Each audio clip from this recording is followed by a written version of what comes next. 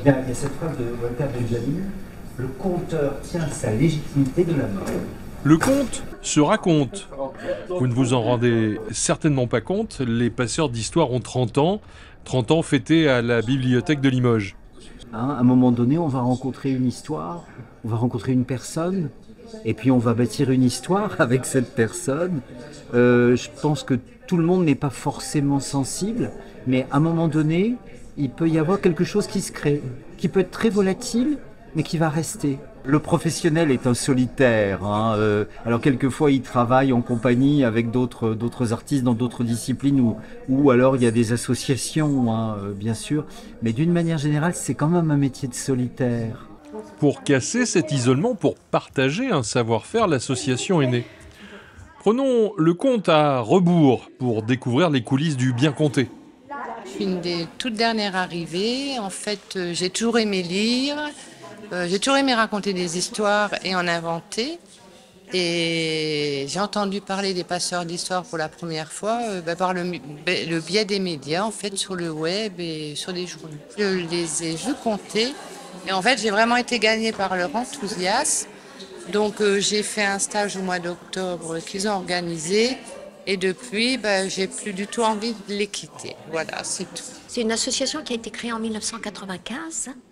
Il y a quelques centaines de personnes qui sont passées depuis ce temps-là dans l'association pour se former à l'art de compter, pour utiliser des créneaux pour faire des ateliers, de l'entraînement et ensuite pour pouvoir, on va dire, exporter notre connaissance du compte de façon orale, toujours orale, dans différents équipements. Voilà, à travers essentiellement la Haute-Vienne, en Haute-Vienne, en Limousin, mais essentiellement en Haute-Vienne. Dans le jardin, bien sûr, qu'est-ce qu'il y a, à votre avis? Des carottes. Eh oui, bien sûr, au petit déjeuner, dans le bol, carottes. À midi, carottes. Le soir, carottes. Et un matin, Jeanne Lapin se dit, berk, je veux plus voir les carottes. J'étais enseignante pendant 39 ans de ma vie. Pendant 39 ans de ma vie, j'ai raconté des histoires. Raconté ou lu, c'est-à-dire lectrice d'images avec le support du livre, ou raconté, puisque j'ai eu affaire principalement dans ma carrière à des publics peu ou pas francophones. Donc, le média de l'histoire m'intéressait bien. Quotidiennement, de la maternelle au CM2, j'ai raconté des histoires dans mes classes.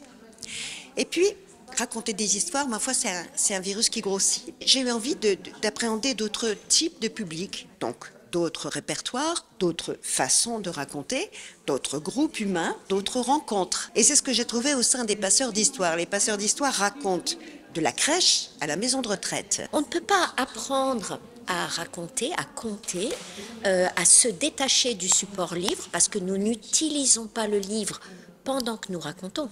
On l'utilise comme source d'information, de connaissances. On puise nos histoires dans la littérature orale universelle, mais après, on dit qu'on la met en bouche, on dit qu'on se l'approprie.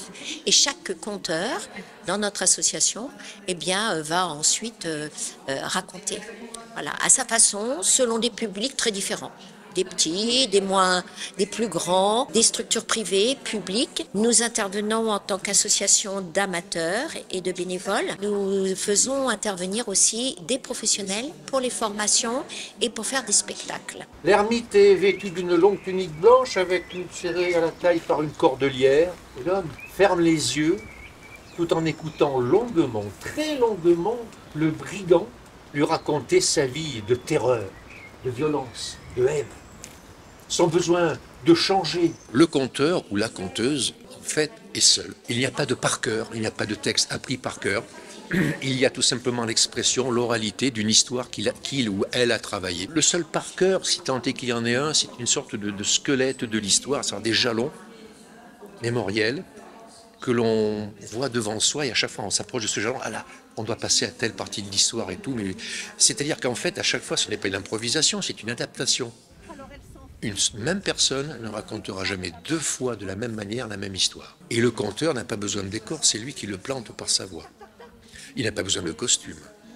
Le costume de son personnage, il le décrit, il crée l'image. La mise en scène, en fait, c'est lui-même qui la réalise, par sa gestuelle, par son attitude. Quand je dis il, elle, bien évidemment. Donc c'est lui qui fait en fait à lui tout seul le travail de toute une troupe de théâtre, si je puis dire. Par contre, il est bien évident qu'on ne peut pas compter sans une certaine gestuelle. Le conteur a une liberté que n'a pas l'homme de théâtre. Le comédien ou la comédienne doit se référer au texte, ne peut pas en sortir. Parce que le texte est écrit, il est carré, il est cadré même.